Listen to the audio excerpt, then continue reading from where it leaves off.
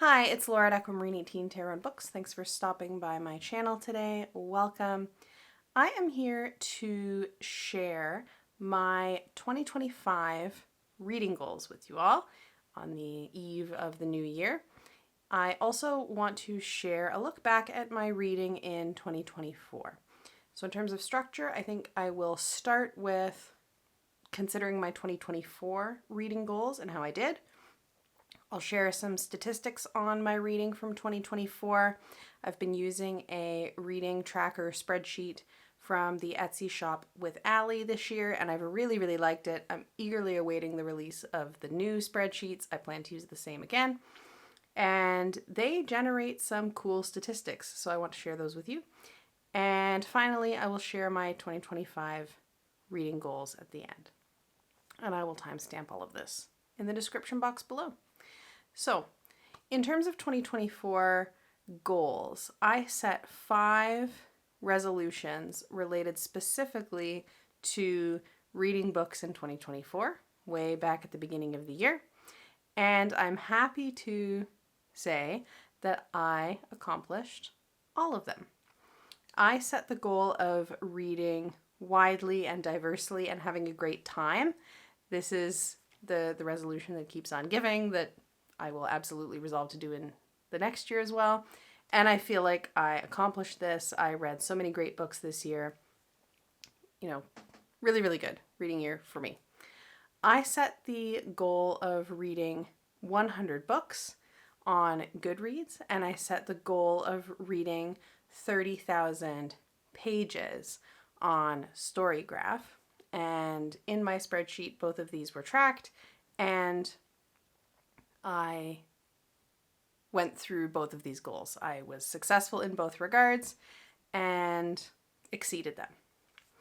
I set the goal of rereading Octavia Butler's Parable duology, Parable of the Sower and Parable of the Talents, which are a set of dystopian, near-future novels set in the United States. And, for folks who are unfamiliar with them, the first book, Parable of the Sower, opens as being set in the summer of 2024. It was written a number of years prior to that. And I did this. I read both of them, and I facilitated a book discussion on Discord focused on Parable of the Sower with a number of other folks, which I really enjoyed and appreciated folks' contributions to. I was very happy to revisit these incredible, albeit difficult to read, particularly now, novels. Finally, I set the goal for 2024 to participate in 3 readathons. And I accomplished that goal as well, though not quite in the way that I expected. I aimed to participate in Blackathon, which is in February and that I've participated in for a number of years, to participate in Asian Readathon, which I've also participated in for a number of years, which is set in May, and to participate in Historathon, which runs all year, with the year divided into 4 chronological quarters, and the idea being that you read a non-fiction historical book focused on each time period. I did not quite make it through Historathon. I participated in Blackathon and Asian Readathon. Historathon, I managed to read books for the first 3 quarters, and I kind of dropped it at the last minute and didn't finish a non-fiction history book related to the 4th and final, most contemporary quarter of Historathon. So I did miss that one. However, I did participate in Blackaween, which is hosted here on YouTube by Locked Booktician, and I had never participated in this readathon before. A TarotTube pal had actually mentioned it, and I saw it and thought, wow, this looks fantastic, and I had such a good time. There's a Discord related to Blackaween, and it was a really great space to participate in, and I read some genres like horror and crime fiction that are not my usual go-tos. I read a mystery novel, and so I'm so glad that this got to be a part of my year. So much fun. The last resolution that I set for 2024 was to read at least one book in French. As I am aspiring to improve my French, and I have a very long Duolingo streak at this point. I think I'm at 1,509 days. It's been going for a while. I did have to complete a second language proficiency requirement for my doctorate, but it's not something that I use very frequently, and that requirement was actually not particularly advanced. It's just something that you have to do. You don't have to be fluent in a second language. You do have to do a course or a test, which I did, but I want to make sure that I'm trying to keep my French up and not have it, completely just fall out of my brain from lack of use. So I read a book that I have read numerous times before in English in its original French, and that was Le Petit Prince by Antoine de Saint-Exupéry. Now, this is a beautiful book. This is a very nostalgic book for me. It is a comfort read. It's one that I know well. It's also a book that I think is really written for children, but definitely has a lot of, kind of philosophical and kind of cosmological themes that appeal to an adult reader, a reader of any age, and I really enjoyed this. And so I read it in French for the first time, and it was just as comforting and lovely as I remembered. So I did read my one book in French, which means that I accomplished all of my 2024 reading goals. Read widely, diversely, and have a great time. Read 100 books / 30,000 pages. Reread The Parable Duology by Octavia Butler. Participate in 3 readathons, and read a book in French. So, in terms of the goals I set out in 2024, I accomplished them all. I did set way too many goals in life in general in 2024 for New Year's resolutions, and I certainly did not complete them all. But in the area of books, I did. Good to go. So, some statistics related to my 2024 reading.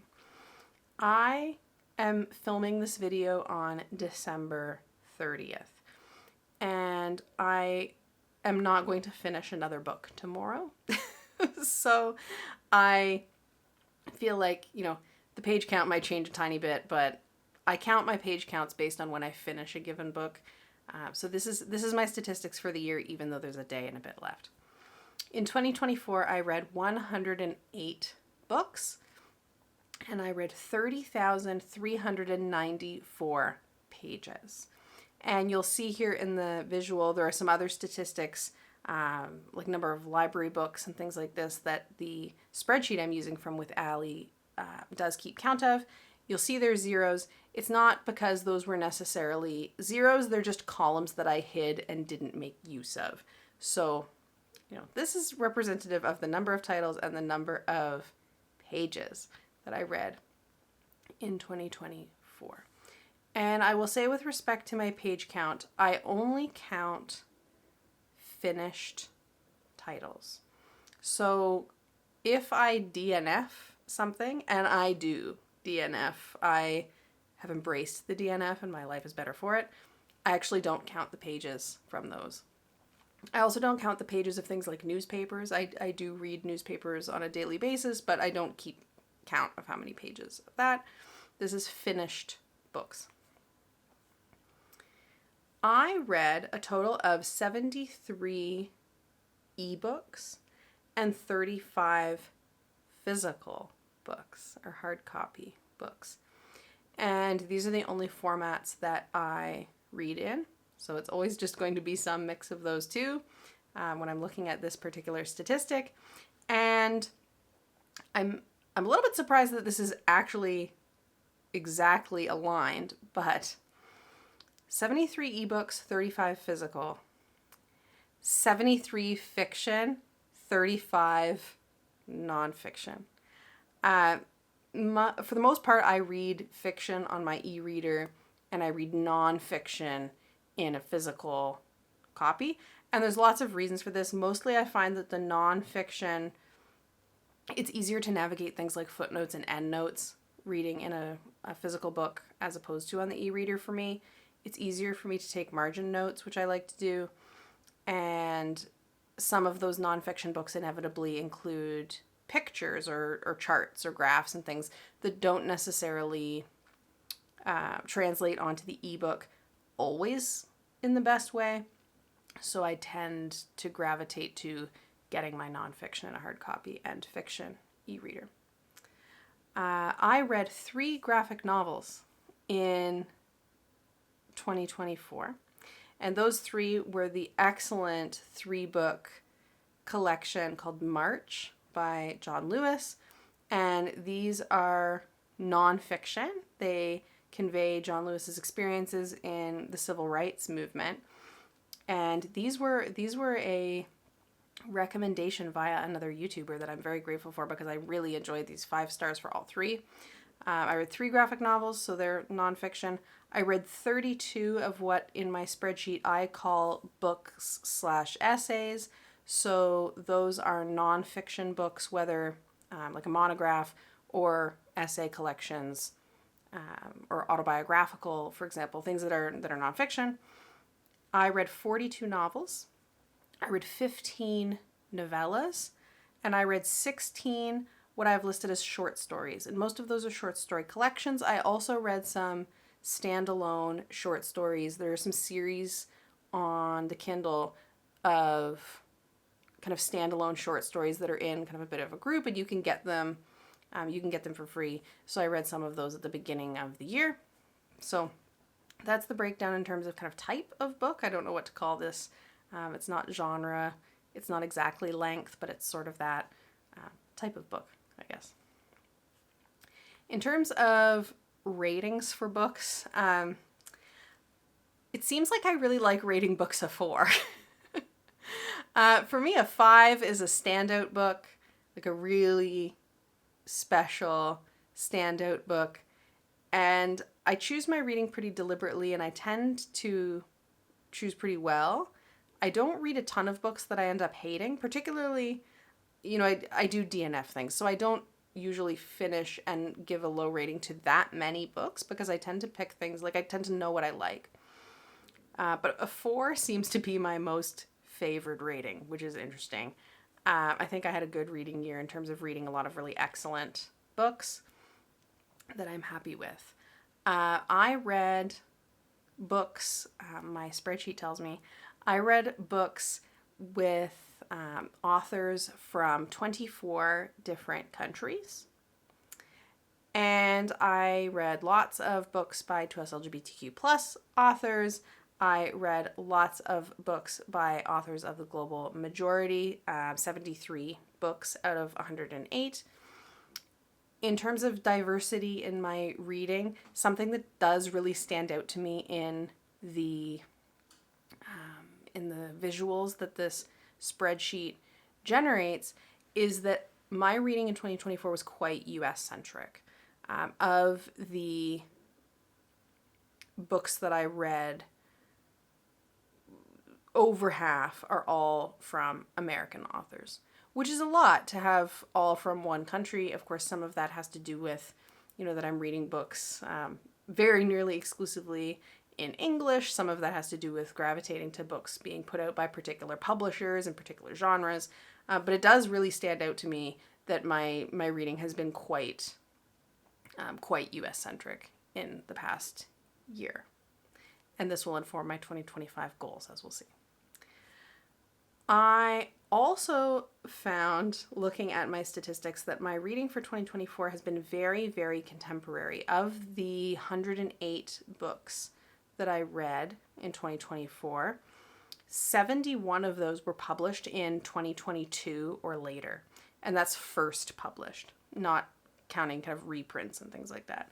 So a huge percentage of my books that I read are very, very recent releases.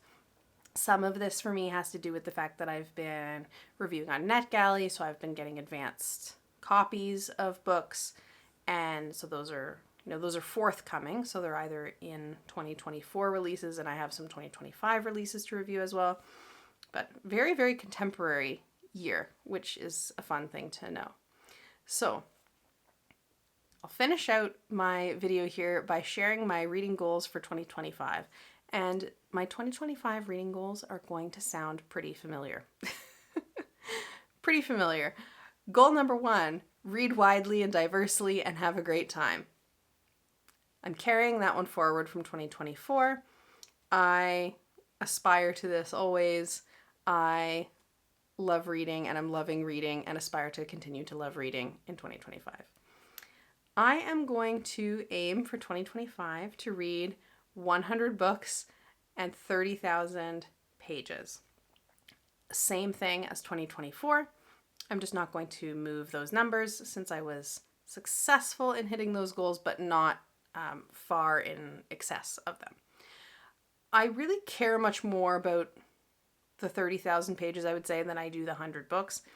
I kind of just pick the 100 books because Goodreads prods you to pick a goal in this way, and it's fairly close to what my total number of titles has been for the past 5 years or so. Sometimes it's been less than 100, sometimes it's been more, but it's always been kind of in the neighborhood of 100. So that's what I put down.